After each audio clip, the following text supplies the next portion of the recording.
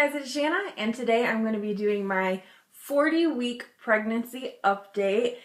I am filming this at 6 days past due and still no baby yet. So I'm just going to take you through each day this week and kind of just talk about if I had any symptoms or whatever pregnancy-related things happened.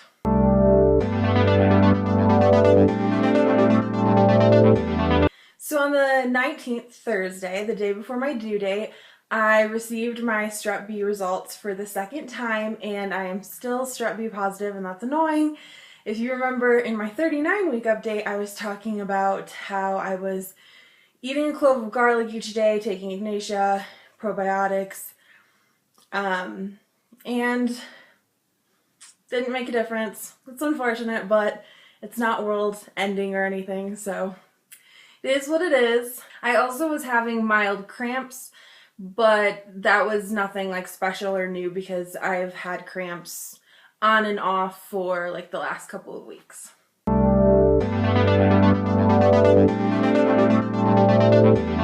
Alright, so then my due date approached and I felt completely normal.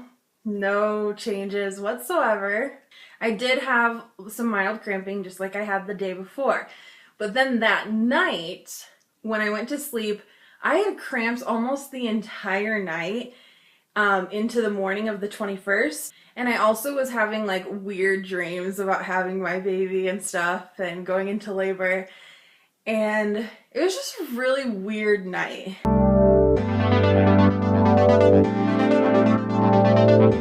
I woke up the 21st thinking like, okay, I actually think I could have the baby today. Like today just, like it felt different. So having had cramps all night and then into the morning, I had them on and off throughout the day. More, I wouldn't say more intense than they had been, but I would say just the duration. Like I was just having a lot more of them. And then later that day, I went to the bathroom and I had a lot of clear discharge mucus or whatever. So things are definitely changing.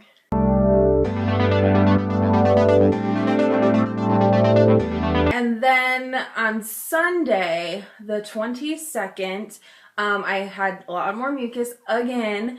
The cramping continued. I felt kind of sick.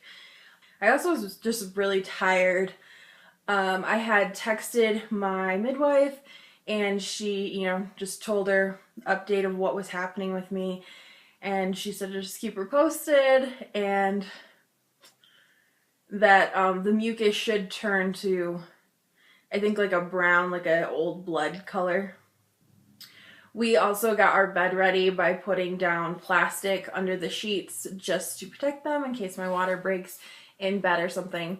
It's also something I have to have ready to go for when I go into labor because I'm having home birth. So yeah, have to have my bed ready.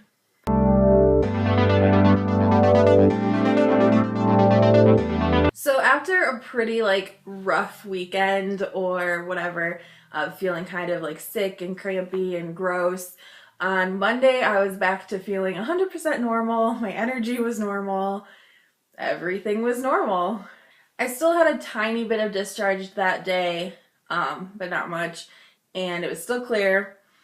And then my hips were also hurting a lot, which is nothing new. My hips have hurt for the last couple of weeks, but I just I shaved my legs and it was just crazy how much they hurt. Yeah.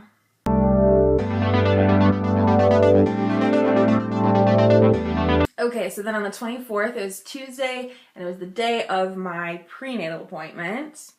I talked to my midwife about all of the feelings that I had been having over the weekend of feeling sick and the discharge and the cramping, and she said that I was definitely having hormonal shifts. I don't know, she didn't really make it sound like it was any precursors to labor necessarily. It was just my hormones changing. So when we made our appointment for next week, what we're gonna do is, if I still haven't delivered by Monday the 30th, I'm gonna go in with her to get an ultrasound just to check that there's still plenty of amniotic fluid, because as long as there's amniotic fluid, I can keep being pregnant. And yeah, so that will be 10 days past due at that point. Some other just updates from my prenatal appointment was the baby's heart rate was 128, and then they like move it to try and elevate the heart rate, and it went up to around 152. So all normal and good there.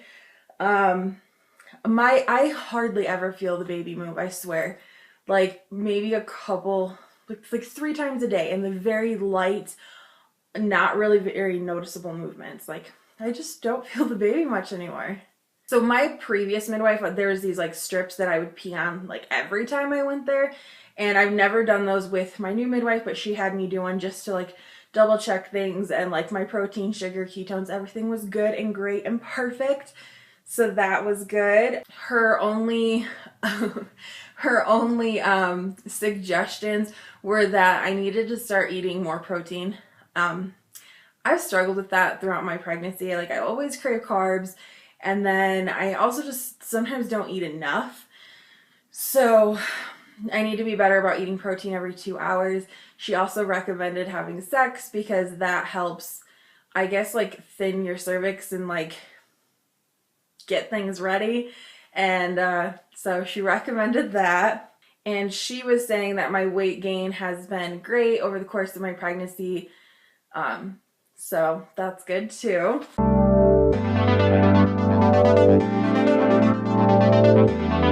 And then that brings us to Wednesday, and I was feeling fine. That was yesterday. I was feeling fine all day until like 5 o'clock at night, and then I started feeling really sick again. And I kind of get my hopes up whenever I feel sick because I do know that that can be like a sign of labor coming. It's people will start feeling kind of sick. And I mean, I don't know, because there's still no baby, but I wasn't feeling very good. I also got really bad diarrhea. If you haven't noticed, like this video is TMI, like I'm sharing all the deets, guys. And so that's what's happening. And yeah, so I wasn't feeling very well. It could have been because I was hungry. I was thinking, oh, there's no way it's because I'm hungry. And then I realized that I hadn't eaten for like 3.5 hours. And then I was like, oh, it's probably because I'm hungry. And then I ate and I felt okay, like I said, other than the diarrhea.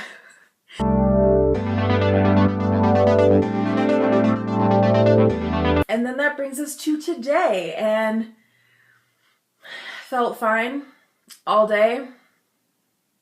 Everything's good. No idea if this baby is ever gonna decide to come. No, I'm just kidding.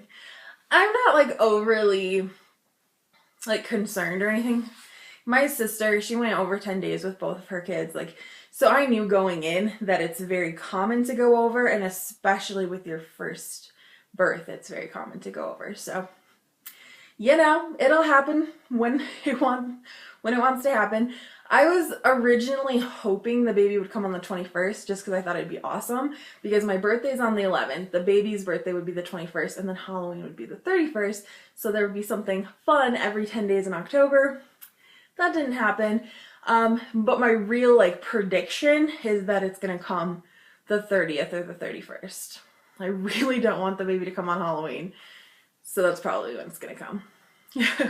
Brandon's prediction is the 27th, which is tomorrow. My sister's prediction is the 28th. My mom's prediction is the 27th. So I guess we will see. And I think that's all I really have to share with you guys. So that is a day-by-day update of my 40th week of pregnancy. Tomorrow starts my 41st week of being pregnant. So if that continues for quite a while, I'll probably do another update. Otherwise, I have lots of mom and baby videos coming out, and I've tried to film quite a bit so that once this baby comes that you guys are still getting a video. And I haven't like talked about it, but I kind of have a schedule.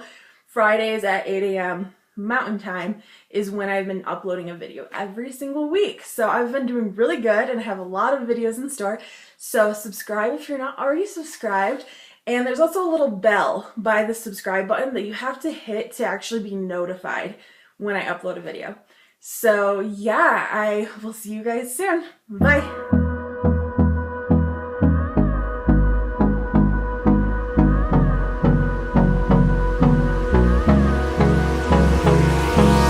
Hold me close till I get up. Time is barely on our side.